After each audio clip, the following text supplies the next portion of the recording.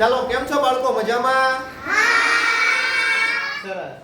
તો આજે આપણે શબ્દો પરથી વાક્યો બનાવવાના છે. કેટલા છે?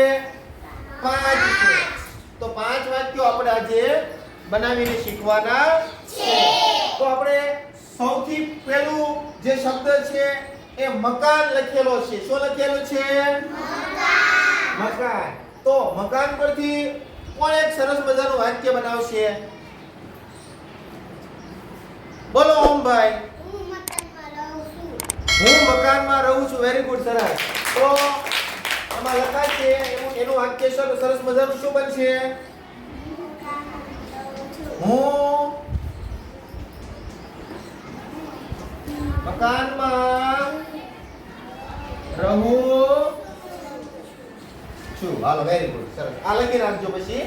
ચાલો હવે બીજું ભજીયા.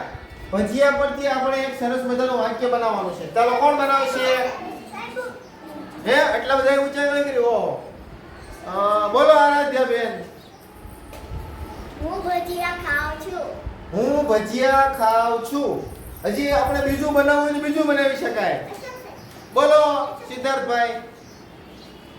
મને ખૂબ ભજીયા ભાવે છે.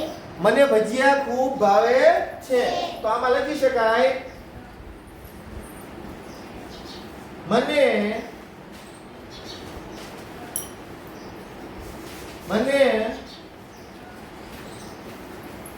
ભજીયા ખૂબ ભાવે છે. હાલો, સરસ. હવે ત્રીજો શબ્દ છે સિંહ. સિંહ પરથી બોલો ધર્મભાઈ.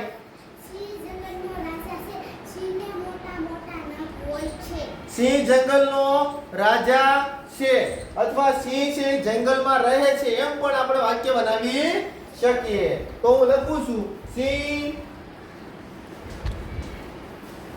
ક્યાં રહે? તો કે સિંહ જંગલમાં રહે છે. હાલો, રેડી, સરસ. હવે ચોથો શબ્દ છે રમત. ચાલો રમત ઉપરથી એક વાક્ય બનાવવાનું છે. કોણ બનાવશે? આરાધના બેન. હું રમત રમું છું. Very good. તો રમત પરથી એવું વાક્ય બનશે કે હું રમત રમું છું અથવા એવું પણ બનાવી શકાય મને રમત રમવી ગમે છે.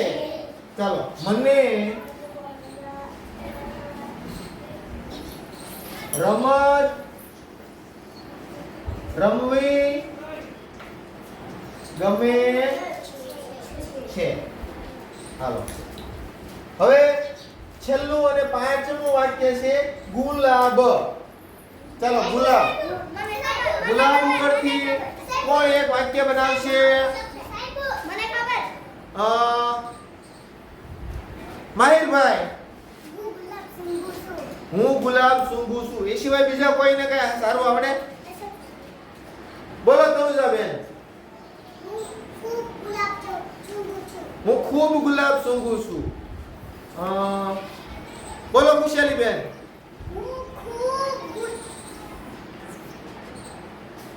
ચાલો બેસી જાઓ. હાલો, બોલો ધરમભાઈ. હું માથામાં ગુલાબ નાખું છું. ધરમભાઈ માથામાં ગુલાબ નાખે. જોયું તમે? ધરમભાઈ તમે માથામાં ગુલાબ નાખો ને? હે? હા. તો એના ઉપરથી સરસ મજાનું વાક્ય બનશે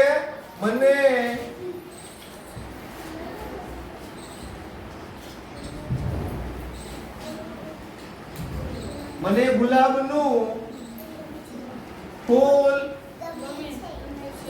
ગમે છે. ચાલો, આ પાંચે 5 વાક્ય આપણે લખાઈ ગયા છે. હું વાંચી સંભળાવું પેલું. જો મકાન પરથી બનશે હું મકાનમાં રહું છું. ભજીયા પરથી બનશે મને ભજીયા ખૂબ ભાવે છે.